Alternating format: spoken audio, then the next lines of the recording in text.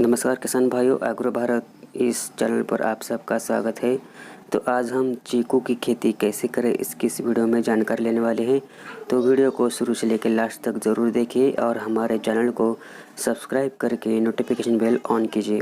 तो चीकू की खेती करते वक्त हमें किन बातों का ध्यान रखना है इसकी इस वीडियो में जानकारी लेंगे। भारत के आंध्र प्रदेश, गुजरात, महाराष्ट्र, कर्नाटक और तमिलनाडु राज्यों में की जाती है चीकू की खेती। हाल के वर्षों में इसकी खेती अलग अलग राज्यों में होने लगी है।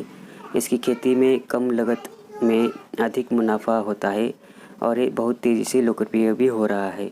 इस फल के लिए एक खास बात यह है कि इसकी खेती के लिए कम सिंचाई के साथ साथ रखरखाव आसान है और सबसे बड़ी बात है कि इसकी अधिक मांग रहने से इसके बाज़ार में आसानी से इसकी उपलब्धि जो है हो जाती है। लेकिन इसकी उन्नत तरह की से खेती करने से चीकू का उत्पादन अधिक होता है। तो हमें इस तरह से चीकू की खेती करते वक्त चीकू की उन्नत किस्में बड़े फल तथा पतले छिलके के साथ गुदा मीठा अच्छे चीकू का पहचान है, इसलिए इसकी उन्नत किस्मों का अधिक ध्यान रखना ज़रूरी है। चीकू की उन्नत किस्में जिसमें है क्रिकेट बॉल, कली पत्ती, भूरी पत्ती, PKM1, DSH2, झुमकिया आदि किस्में अति उपयुक्त है।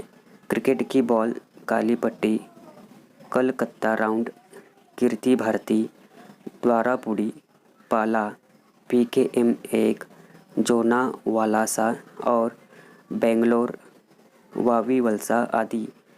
परंतु उत्तर भारत में 12मासी किस्म ज़्यादा फेमस है।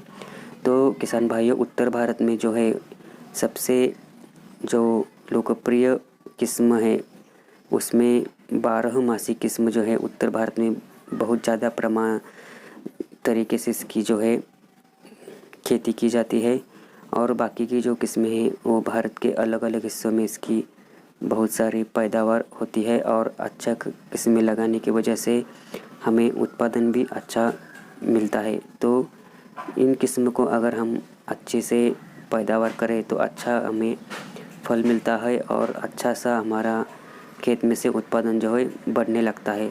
तो हमें चीकू की खेती करते वक्त हमें कौन सी किस्में लगाना है इसका हमें विचार विमर्श करना चाहिए और उसकी हम अपने खेत में किस्में लगा सकते हैं। पौध प्रवर्धन: चीकू की पौध बीज तथा कलम भेंट कलम से तैयार की जाती है, लेकिन व्यावसायिक खेती के लिए किसान को शीर्ष कलम तथा भेंट कलम विधि द्वारा तैयार पौधों को ही बोना चाहिए। पौध तैयार करने से की सबसे उपयुक्त समय मार्च और अप्रैल है। तो पौध प्रवर्धन करते वक्त हमें जो है इन बातों का ध्यान जो है रखना चाहिए। और पौध तैयार करने के लिए सबसे उपयुक्त महीना कौन सा है, तो वो है मार्च और अप्रैल। पौधों की रोपाई वर्ष ऋतु में उपयुक्त रहती है। पौधों की रोपाई से पहले पौधों के लिए जड़ों को तैयार जरूर कर लेना चाहिए। इसके लिए गर्मी के दिनों में ही 7 से 8 मीटर दूरी वर्गाकार विधि से 90 सेंटीमीटर गहरा आकार के गड्ढे तैयार कर लेना चाहिए। गड्ढों को भरते समय मिट्टी के साथ लगभग 30 किलोग्राम गोबर की अच्छी तरह सड़ी खाद, 2 किलोग्राम करंज की खली एवं 5 से 7 किलोग्राम हड्डी का चूरा प्रत्येक गड्ढे में डालकर भर देना चाहिए। पौधों को बोने के बाद जड़ों में मिट्टी भरकर थाला बना ले। तो पौधों की रोपाई करते वक्त हमें इन बातों का ध्यान जो है रखना चाहिए और इसके लिए हमें गर्मी के दिनों में 7 से 8 मीटर दूरी और वर्गाकार विधि से हमें 90 सेंटीमीटर गहरा आकार के गड्ढे जो है इन पौधों की रोपाई के लिए तैयार कर देने चाहिए। और गड्ढों को भरते समय हमें मिट्टी के साथ लगभग 30 किलोग्राम गोबर की अच्छी तरह सड़ी खाद हमें जो है इस गड्ढों में डाल लेनी चाहिए। खाद एवं उर्वरक का उपयोग: पेड़ों में समय पर खाद देते रहना चाहिए जिससे पौधों का विकास 10 वर्षों तक होता रहे। पौधों के रोपाई के 1 वर्ष बाद 4 से 5 टोकरी गोबर की खाद, 2 से 3 किलोग्राम अरंडी करंज की खली एवं 50-25-25 ग्राम NPK प्रति वर्ष डालते रहना चाहिए। यह मात्रा 10 वर्ष तक बढ़ाते रहना चाहिए। तत्पश्चात 500, 250 ग्राम NPK की मात्रा प्रत्येक वर्ष देना चाहिए। इस बात का विशेष ध्यान रखना चाहिए कि खाद और उर्वरक का उपयोग केवल जून तथा जुलाई में ही करना चाहिए।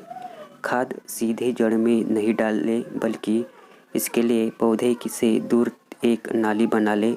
उस नाली से खाद को घोल बनाकर हम दे सकते हैं। सिंचाई। बरसात के मौसम में सिंचाई की ज़रूरत नहीं पड़ती, लेकिन गर्मी के मौसम में 7 दिन पर तथा सर्दी के मौसम में 15 दिन पर सिंचाई करने से पौधों में फल तथा फूल अच्छे लगते हैं। पौधों की देखरेख तथा काट-छाँट। चीकू के पौधों को विशेष रूप से सर्दी के मौसम में पाले से बचाना जरूरी रहता है। यह खास ध्यान पौधों की रोपाई के 3 वर्ष तक रखनी जरूर होती है। इसके लिए छोटे पौधों को बचाने के लिए पुआल या घास के छप्पर से इस प्रकार ढक दिया जाता है कि वे 3 तरफ से ढके रहते हैं और दक्षिण पूर्व दिशा धूप एवं प्रकाश के लिए खुली रहती है। पौधों की रोपाई के समय मूल वृत्त पर निकली हुई टहनियों को काटकर साफ कर देना चाहिए। पेड़ का क्षत्रक भूमि से 1 मीटर ऊंचाई पर बनने देना चाहिए। जब पेड़ बड़ा हो जाता है तब उसकी निचली शाखाएं झुकती चली जाती है और अंत में भूमि को छूने लगती है तथा पेड़ के ऊपर की शाखाओं से ढक जाती है। इस शाखाओं में फल लगने भी बंद हो जाते हैं। इस अवस्था में इन शाखाओं को छीलकर निकाल देना चाहिए। तो किसान भाइयों, पौधों की हमें देखरेख वो अच्छी तरह से कर देना चाहिए और उसकी काट छाँट भी वो टाइम टू टाइम हमें करनी चाहिए, ताकि अच्छे से इन पौधों के टहनियों को फूल लगे और अच्छे से उस पर फल आने लगे। इसकी उपज। चीकू में रोपाई के 2 वर्ष फल मिलना प्रारंभ हो जाता है। जैसे जैसे पौधा पुराना हो जाता है, उपज में वृद्धि होती जाती है। एक 30 वर्ष पेड़ से हमें 25 से 3000 तक फल प्रतिवर्ष हो जाते हैं। तो किसान भाई, इसकी जो उपज है वो हमें चीकू की रोपाई के 2 वर्ष फल हमें मिलना प्रारंभ हो जाते हैं और जैसे जैसे पौधा पुराना होता जाता है वैसे वैसे हमें इसके अच्छे खासे फल मिलना शुरू हो जाता है और प्रति 1 वर्ष में हमें 2500 से 3000 तक फल हमें प्रतिवर्ष मिलते रहते हैं। तो इस तरह से हम चीकू की खेती करते वक्त अच्छे खासा मुनाफा कमा सकते हैं। तो किसान भाई, अगर आपको ये वीडियो अच्छा लगे तो हमारे आप चैनल को सब्सक्राइब कीजिए और इस वीडियो को आप अपने किसान भाइयों के साथ शेयर भी कीजिए। तो ऐसे ही नई जानकारी साथ मिलते हैं अगले वीडियो में। तो हमारे चैनल को आप सब्सक्राइब ज़रूर कीजिए। तो मिलते हैं अगली वीडियो में, तब तक के लिए नमस्कार।